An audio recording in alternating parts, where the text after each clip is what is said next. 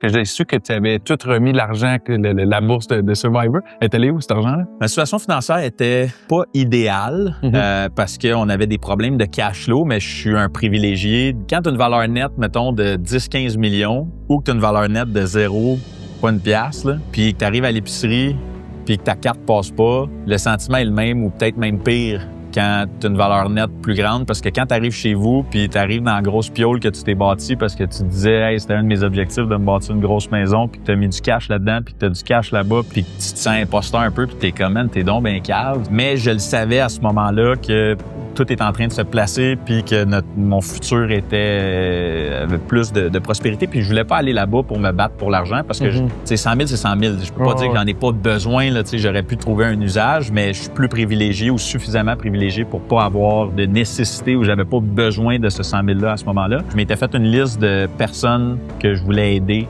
avec ces fonds-là si je gagnais. C'était pas une garantie non plus. J'avais en tête, évidemment, que je voulais gagner. Fait que quand j'ai été couronné gagnant, ben à mon retour, ben c'est ces personnes-là qui ont pu profiter de ces fonds-là. C'est le fun de pouvoir faire une différence puis d'aider des gens qui se retrouvent dans une situation difficile, surtout quand tu as passé par là avant, parce que tu comprends, tu sais, qu'est-ce qu'ils vivent. Des fois, en fait, souvent, c'est pas de leur faute, là.